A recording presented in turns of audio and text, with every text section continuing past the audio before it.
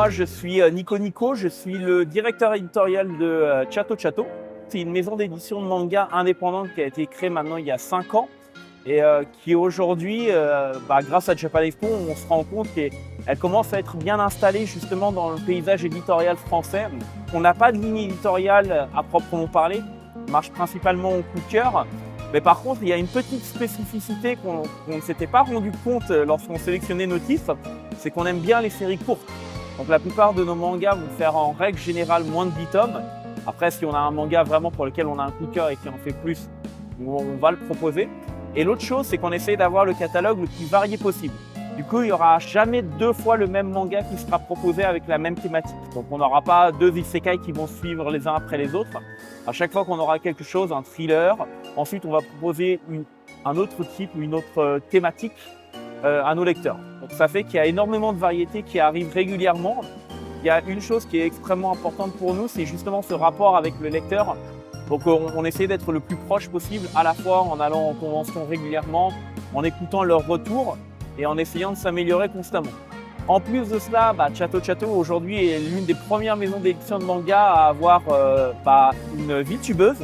Ça nous rend extrêmement fiers parce que voilà, sur cette Japan Expo aujourd'hui, on a vu à quel point elle était devenue populaire puisque toutes les illustrations autour justement de cette VTubeuse ont été écoulées en moins de 2 jours. Donc on est très très content de ça et on est surtout content des personnes qui sont venues nous voir pour nous encourager, pour nous donner une. Durant la courte histoire pour le moment de Chatto Chatto, on a eu pas mal de titres qui sont sortis du lot. Notre premier gros succès a été Frankenstein Family par l'artiste Yanai qui est d'ailleurs invité à Japan Expo cette année. Et donc c'était un titre qui a été terminé en 2 tomes au Japon et qui en France est également terminé en 2 tomes. Mais on essaie d'avoir un petit 3e tome exclusif. On verra à l'avenir si on a la possibilité de faire ça. Le deuxième gros succès qu'on a eu chez Chatto Chatto est le thriller Enroll Back qui a été écrit par Kontetsu qui est également l'auteur de Prison Lab qui est sorti chez nos confrères de Panini. Donc un maître du thriller qui nous a proposé ici une petite histoire de voyage temporel et de revanche en 3 tomes terminés. Et donc là aussi, c'est une série qui marche extrêmement bien. Dernièrement, notre dernière nouveauté à être sortie se nomme Polaris Will Never Be Gone. Et c'est un truc qui est extrêmement intéressant puisqu'il va aborder les thématiques du monde des idoles et surtout du deuil et de l'usurpation d'identité. Vraiment, on suit l'histoire d'une fan, on va dire un tout petit peu obsessionnelle, qui n'arrive pas à accepter le décès de son artiste préféré et qui du jour au lendemain va décider de franchir la ligne rouge pour être sûr que son artiste, son idole, sa déesse puisse continuer à exister auprès des yeux de tout le monde au Japon. Voilà, donc c'est un titre qui va être terminé en 3 tomes et on a eu extrêmement de bons retours sur la série et sur le titre, à la fois de la part du public et à la fois de la part des journalistes et médias spécialisés. Donc ça marche très bien lors de Japan Expo. Et en plus de cela, on a fait quelque chose en partenariat avec Square Enix.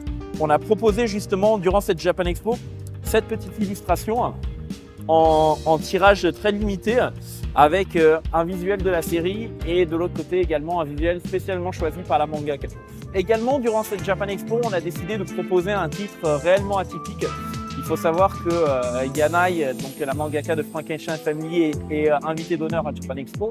Et pour l'occasion, nous avons décidé de proposer un de ces mangas en tirage ultra limité. Il s'agit d'un one-shot en 100 pages seulement, qui va traiter d'une période un peu difficile de sa vie. C'est presque autobiographique.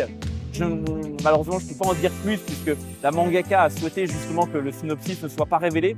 Mais ça va parler principalement de comment on s'accepte soi-même et comment à un moment donné, du jour au lendemain, on peut se réveiller avec des pensées un peu dépressives et malgré le succès, on finit par broyer du noir et à ne pas comprendre ce qui se passe. Donc c'est un titre qui est atypique également par son dessin, puisque les dessins sont relativement bruts. Elle a réalisé ce manga en seulement 2 semaines et elle n'a jamais souhaité le toucher à nouveau. Donc elle a décidé de le laisser tel quel et c'est la raison pour laquelle on a voulu le proposer lors de Japan Expo. En plus de cela, tous les bénéfices sont reversés directement à la mangaka, ce qui fait que c'est un bon moyen pour nous de la soutenir dans son travail et de montrer aux gens justement le talent de cet artiste qui est à la fois reconnu au Japon, à Taïwan, à Hong Kong et en France. On a une nouveauté qui va sortir justement à la fin de l'année, qu'on va révéler un peu plus tard. On ne va pas forcément en dire trop sur le titre. Je peux juste dire que ça va parler de shogunat, ça va avoir de l'action, ça va être un peu sexy, mais très peu. Et surtout, il y aura des femmes relativement badass qui vont se battre. Donc ça, c'est plutôt cool. Ça va faire longtemps qu'il y a nos lecteurs qui nous ont demandé quelque chose dans ce style-là. On avait du mal à le trouver et là, on l'a enfin trouvé. Donc c'est une série qui va être terminée normalement en 4 tomes. Vraiment merci à toutes les personnes qui sont venues nous voir à Japan Expo. Ça nous a touché énormément de voir le nombre de personnes qui connaissaient déjà la maison d'édition et qui sont venues nous apporter des petits mots de soutien pour nous dire qu'ils appréciaient notre travail. C'est peut-être la plus belle récompense, encore plus que les ventes lors d'un salon ou d'une convention. C'est vraiment toutes ces personnes-là qui viennent pour dire des gentils mots. Donc vraiment merci à vous, merci à tous les lecteurs et merci à toutes les personnes qui sont là tous les jours pour nous soutenir.